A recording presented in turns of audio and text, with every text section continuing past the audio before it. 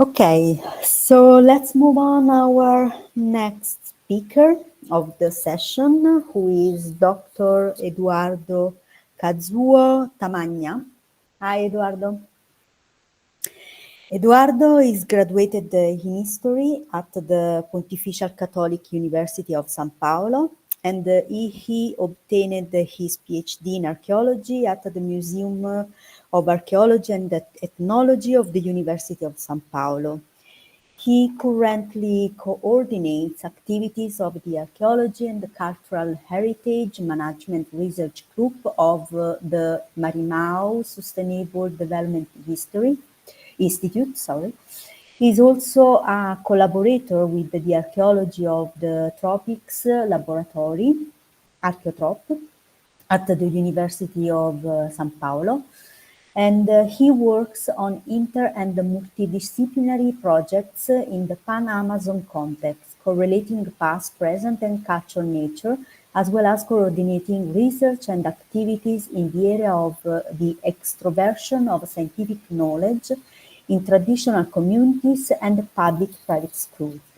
Today, Eduardo will discuss the social role of archaeology within protected areas, giving a brief conceptual and methodological overview of an archaeological practice involving traditional population.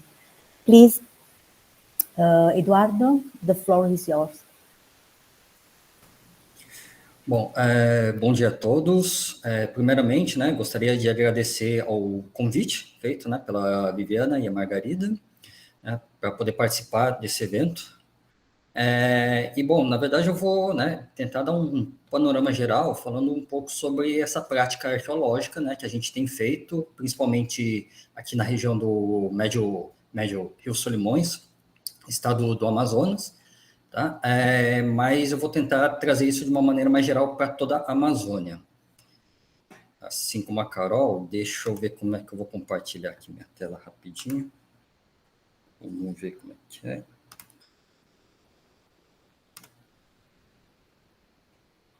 Vocês estão vendo? Sim. Apareceu? Yes. Tá. Então, bom, basicamente eu vou mostrar um pouco, qual que seria essa prática arqueológica, principalmente em áreas protegidas da Amazônia. Tá? Bom, na verdade a gente sabe que a Amazônia, ela sempre foi principalmente nesse foco, de conservação ambiental, sempre de você querer proteger a floresta ou o bioma amazônico, os animais, as plantas, Então, a Amazônia, ela sempre teve esse foco muito grande, tanto nacional quanto de maneira internacional. Mas quando a gente pensa em áreas protegidas, é importante a gente ter em mente que nós temos pelo menos 3 tipos. Temos as unidades de conservação, que é o nosso principal foco de trabalho. Eu vou falar um pouco mais sobre elas depois. Nós temos os territórios indígenas, e aí a Carol, a apresentação dela já falou um pouco sobre isso também, sobre os trabalhos de arqueologia nesses territórios indígenas. E também nós temos os territórios quilombolas, E, para quem não sabe, os territórios quilombolas são os dos remanescentes, dos afrodescendentes, no caso, os descendentes dos escravos africanos que chegaram, no Brasil. Então, eles têm esses territórios quilombolas também reconhecidos. E aí embaixo, vocês podem ver no slide, temos aqui alguns números mostrando a quantidade de áreas demarcadas que nós temos para o Brasil, a partir desse último censo. Então, nós temos 336 unidades de conservação, frente a 533 territórios indígenas e 147 territórios quilombolas. E o que é importante? Essas áreas protegidas, elas, de fato, e aí a gente já tem uma série de estudos, tanto ecológicos, botânicos, e até mesmo voltado mais para a área das ciências humanas, mas tem vários estudos que mostram quanto essas áreas e esses territórios, eles conseguem barrar, frear o desmatamento, principalmente no caso da Amazônia. A Carol mostrou aquela série de reportagens, e acho que muitas pessoas também acompanharam, essa série de queimadas que nós tivemos esse ano, e também nos outros anos passados também, mas principalmente esse ano, na área da Amazônia. na área da Amazônia, né, gerando, né, um sério problema ambiental e também de saúde pública, né, por conta das fumaças.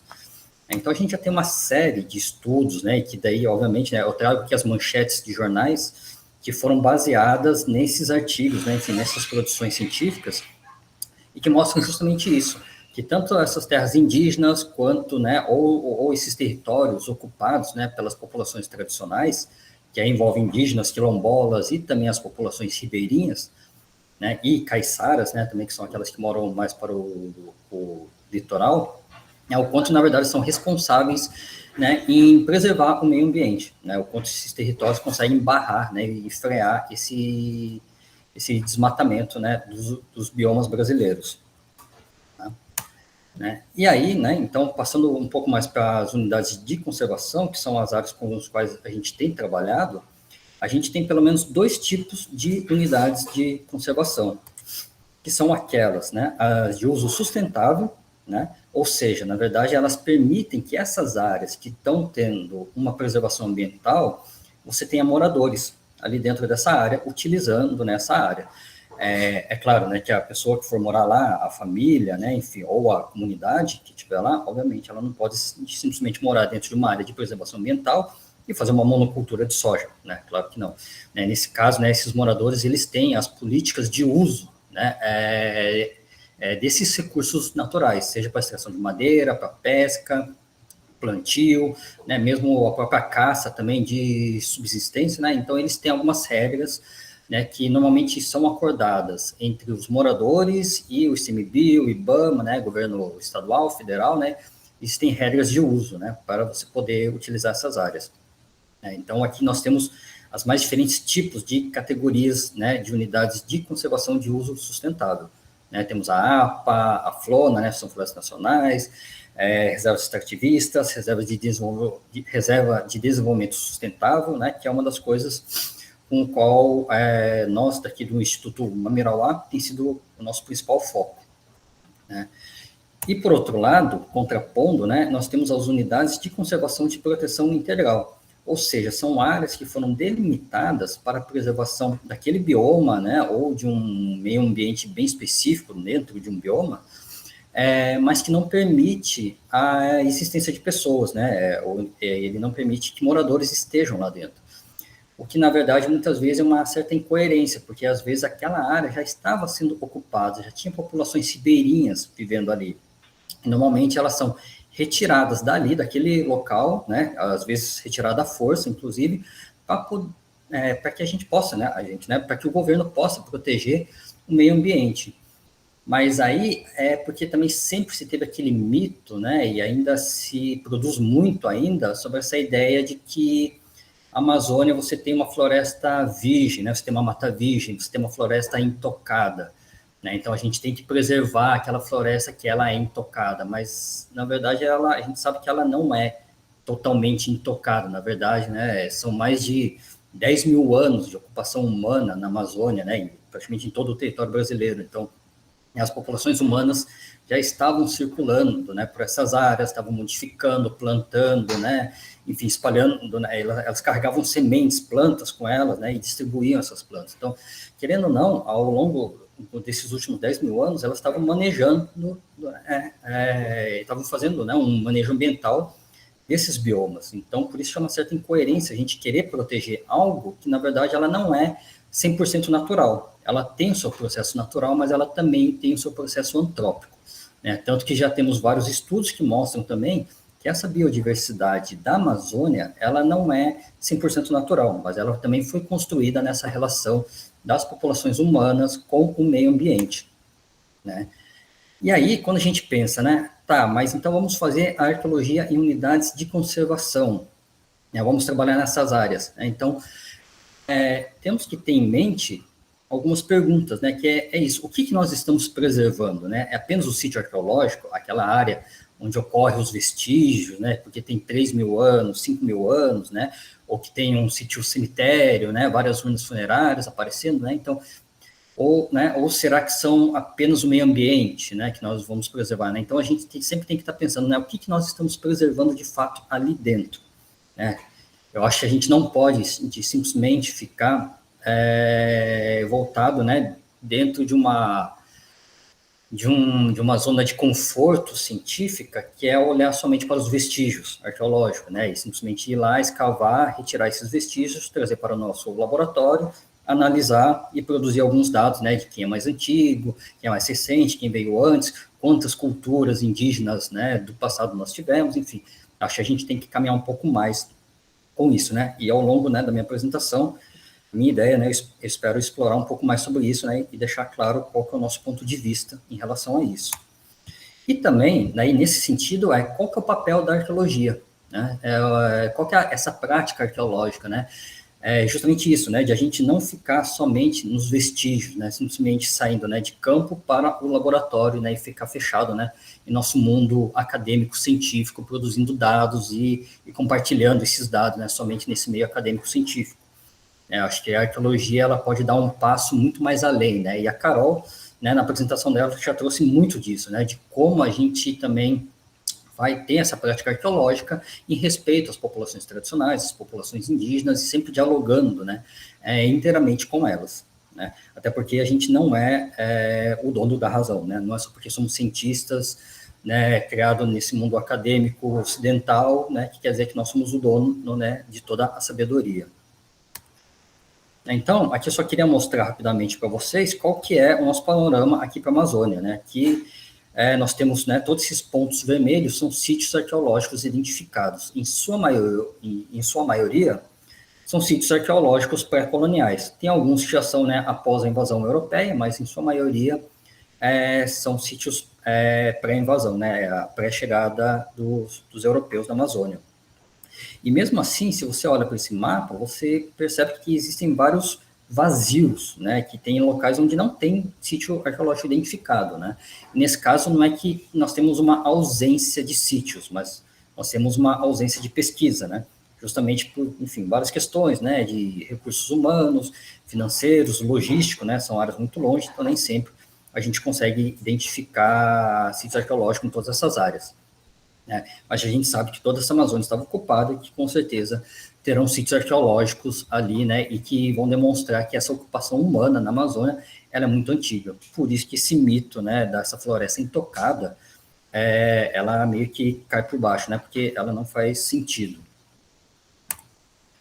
Da mesma maneira, né, então, assim, do que nós estamos preservando, né, além dos sítios arqueológicos, né, dentro das unidades de conservação e também fora delas também, né, nós também temos esses vestígios arqueológicos, né, que nós encontramos nesses sítios e que, em sua maioria, são representados por fragmentos cerâmicos, né. Nós temos, né, um bioma tropical equatorial e que ele não é muito propício para a preservação de outros tipos materiais biodegradáveis, como os feitos de palha ou de madeira, né, ou mesmo com ossos, né, mesmo ossos de animais e ossos humanos, nós temos uma difícil preservação desses materiais. Então, em sua maioria, nós temos o material cerâmico. E ele, por muitos anos, por muitas décadas, na arqueologia amazônica, é o que sempre nos direcionou para tentar definir as categorias de cultura na Amazônia, ou então quais são os mais antigos, quais podem ser mais elaborados, né? E muitas vezes, né, até tentar fazer uma vinculação com povos indígenas, né? O que pode ser um pouco errôneo, um pouco precipitado em alguns casos, né, mas não em todos, né? Mas é a partir da tecnologia cerâmica, a partir do seu contexto, né, em si, que a maior parte das pesquisas arqueológicas tem proposto, né, de que maneira ocorreram essas ocupações humanas na Amazônia. Só que a gente também não pode ficar, a gente não pode ficar restrito a esse sítio arqueológico, que é onde ocorrem esses materiais cerâmicos e botânicos carbonizados, né, como a Carol também mostrou, né, temos os carvões, né, esses resquícios do uso do fogo.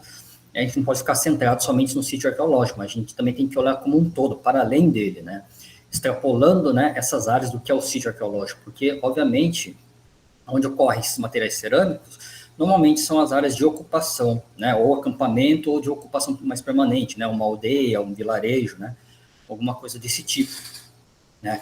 Mas a gente também tem que pensar que todo o seu entorno também estava tendo, né, alguma interação entre essas populações humanas, né. Então, nós temos também essa paisagem antropizada, né, e essa paisagem antropizada, ela pode vir desde monumentos com pedras, né, como é o caso, né, dos megalitos que a gente tem lá para o Amapá, e que, na verdade, ele é um calendário, né, para poder marcar os períodos de chuva e de seca, né, e os solstícios, né. Todas essas rochas, elas estão colocadas em uma posição específica, né, então você vê uma antropização a essa paisagem, né, você tem essa monumentalidade também, né, dessas estruturas, bem como os geoglifos também, né, que são amplamente conhecidos, né, e que ocorrem tanto na Amazônia brasileira quanto na Amazônia boliviana também, né, e que hoje elas se escondem embaixo da floresta. Então é isso, quando você se olha de cima, parece que a floresta é uma floresta intocada, mas a partir do desmatamento, né, isso obviamente, né, não quer dizer que o desmatamento, então, né, seja bom para a arqueologia, mas a partir do desmatamento, essas estruturas começaram a aparecer abaixo da floresta, mostrando, né, que tinham pessoas vivendo e manejando essa floresta antigamente. E que, na verdade, essa floresta só cresceu por conta da invasão europeia e de todo o seu processo, né, de colonização, escravização, né, de doenças, que acabou dizimando boa parte desses povos indígenas. Então, a floresta retomou essas áreas previamente ocupadas. Só que essa paisagem antropizada, ela não vai se limitar somente a essas estruturas, mas nós também temos, e aí também, né, eu trago aqui algumas matérias, né, que foram geradas a partir de estudos, né, principalmente a partir de estudos botânicos e etnobotânicos, principalmente, ou também arqueobotânicos, mostrando justamente isso, né, que a Amazônia, na verdade, ela pode ter sido plantada, né, de uma certa maneira, como o pessoal fala, né, mas que essa biodiversidade da Amazônia, que a gente tanto, né, que a gente quer preservar, ela foi criada a partir dessa interação com os seres humanos, e ela continua existindo, essa biodiversidade continua existindo, e até mesmo sendo ampliada a partir das interações das populações humanas hoje em dia. Claro, né, falando assim das populações tradicionais, no caso, que possuem um outro tipo de conhecimento e uma outra relação com o meio ambiente, né, diferente da nossa, que a gente conhece, né, do meio ocidental que nós aprendemos, da monocultura, né, e do desmate, né, mas eles têm uma outra relação, né, inclusive de manejo paisagístico e ambiental. E aí, dentro também dessas áreas protegidas, né, além dos vestígios arqueológicos, dos sítios arqueológicos, né, e dessas paisagens antropizadas, e que continuam sendo antropizadas até os dias de hoje, nós também temos essas populações ribeirinhas, né, indígenas e quilombolas, que ainda vivem nessas áreas, né, e inclusive utilizando, reutilizando, ressignificando e às vezes até mesmo potencializando essas paisagens que foram antropizadas há mais de 5.000 anos, né, ou então há mais de 500 anos, 1.000 anos, né, quase como se a gente tivesse uma continuidade, né, dessas populações. Algumas, obviamente, elas não necessariamente elas se reconhecem como indígenas, né? Elas se reconhecem como populações ribeirinhas ou como populações quilombolas, mas a forma em que elas interagem com o meio ambiente, em que elas manejam o meio ambiente, foi uma coisa aprendida geração após geração, a partir de uma tradição oral, né, repassada geração após geração, e que dessa maneira, até hoje, elas praticam isso, né, dentro dessas unidades de conservação e também fora delas. Então, quando a gente pensa no que a arqueologia teria que se preservar, estudar e pensar, também tem os modos de se fazer das populações atuais, né, que muito tem dessa herança indígena pré-invasão, pré-colonial, né, e aqui, né, eu trago algumas fotos de exemplo, né, que você tem o manejo da pesca, né, a forma que você vai pescar diferentes tipos de peixe, que você tem conhecimento biológico e da natureza dos animais, né, das plantas, a forma, né, que você vai fazer a roça, a forma que você vai colher, torrar farinha, os objetos que você utiliza, né, para poder fazer, para você utilizar na agricultura, na caça, na pesca, mesmo né, nos utensílios do dia a dia, da casa, né, então você tem vários modos de fazer e utilizando em sua maioria, né, materiais, né, algumas matérias-primas, né, que você encontra na própria natureza, né, que mostrando também alguns do próprio trançado, né, que são realizados até hoje também para poder fazer algumas cestarias, né, enfim, balaios, vasos, né, coisas para você poder armazenar os seus objetos, né, e também, e que hoje em dia também se tornou uma fonte de renda alternativa para eles, como um artesanato, É um artesanato que pode ser vendido, né, inclusive para turistas. Então, e que tem a ver com todo o seu modo né, tradicional de se fazer, seja do trançado, da extração da palha, para você fazer o tingimento dessas palhas, né, a pintura delas, os desenhos, grafismo, né? Então, tudo isso ele é uma herança, né, que vem dessas populações indígenas do passado, né, e que ela é sempre retrabalhada, transformada, ressignificada, né, mas que ela continua sempre ali presente, né, ela possui uma estrutura, uma base, né, das populações tradicionais do passado. Né? Então, nós temos muito desse modos de se fazer, né, que também faz parte da arqueologia né, de também tentar entender, né, essa continuidade, essa longa duração na produção dessa materialidade. E também uma outra questão que nós temos sempre que pensar, principalmente, né, no caso da Amazônia, ou também acho que do interior do Brasil como um todo, né, ou da América Latina também, são que esses vestígios arqueológicos, eles estão o tempo inteiro interagindo com as pessoas interagindo com elas, né? Ou seja, nós temos essa agência, né, de duas mãos, de duas vias, né?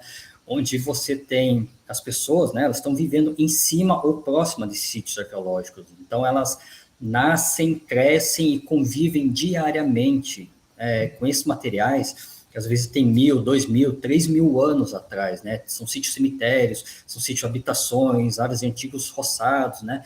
Então, eles estão vivendo, né, nessas áreas, né? É uma coisa que a gente falava muito, né? Que se uma área pode ter sido boa para se morar no passado, há 1.000 anos atrás, muito provavelmente ela continua sendo boa ainda para viver nos dias de hoje. Então, por isso que você tem sucessivas reocupações, né, nessas áreas. Então, ela deixa de ser uma aldeia indígena e acaba se tornando, né, uma comunidade ribeirinha nos dias de hoje, né?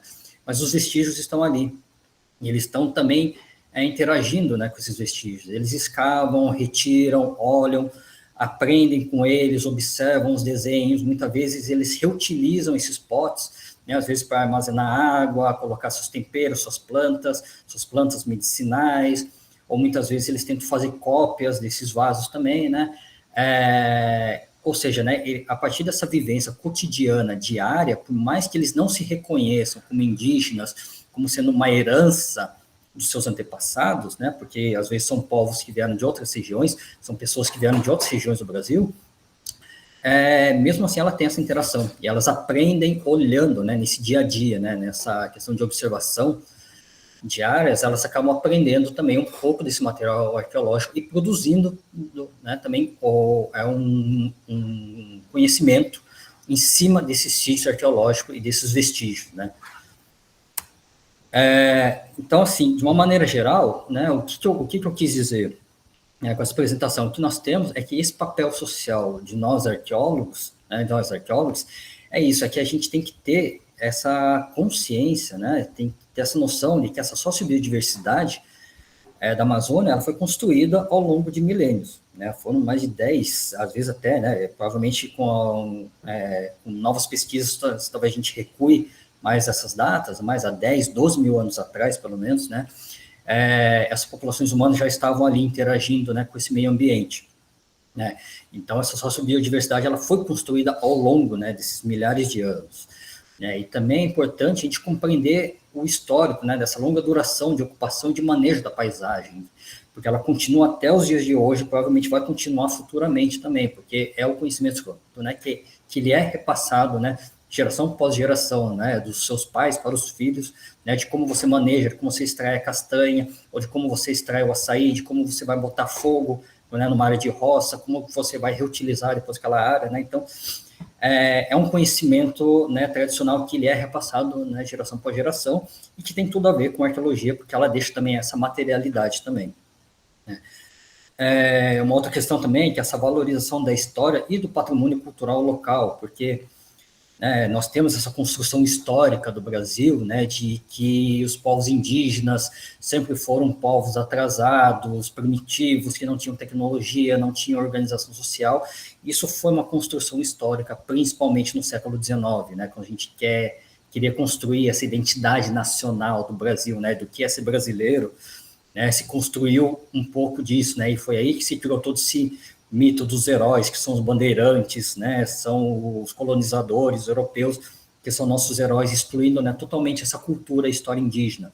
Então, quando a gente pega esses livros didáticos, né, o que é ensinado nas escolas no Brasil, muitas vezes você tem muito mais informação sobre os povos da Europa, os povos da Ásia, ou então você vai falar sobre os povos incas, né, ou os povos astecas no México, né, e pouco se fala sobre esse interior do Brasil, principalmente sobre essas populações que estão no interior da Amazônia, né. Então você não tem essa história, esse patrimônio local valorizado, ele é esquecido, né, durante esse ensino. Então, cabe também a nós arqueólogos também resgatar e valorizar e trazer isso também para dentro das comunidades, para dentro da sociedade civil. Né? Uma outra questão também que a arqueologia tem atuado muito, principalmente com, né, enfim, com os povos tradicionais, de modo geral, que é nessa assistência, né, nesse auxílio nas demarcações de terra e também na defesa por esses territórios tradicionais, porque esses vestígios, né, essa materialidade que nós encontramos, ela também demonstra essa longa duração, essa ocupação contínua e antiga dessas populações, né? Então, dando a eles o direito à terra, né? Não tem por que negar o direito à terra a populações indígenas que já foram expulsas, escravizadas, perseguidas, né? Já foram destruídas, né? Toda a sua identidade já foi destruída, né? Pelo próprio governo, né? Pelas próprias políticas públicas. E agora, nessa retomada, né, dessas identidades, desses povos, e eles requerendo esses territórios tradicionais de uso, né, então a arqueologia também acaba entrando muito por esse caminho, né, principalmente aqui no caso da Amazônia, tem entrado muito com isso. Né, e uma outra questão também que é atuar em consonância com as demandas e iniciativas dos moradores das unidades de conservação e de outros territórios tradicionais, como terras indígenas e territórios quilombolas também.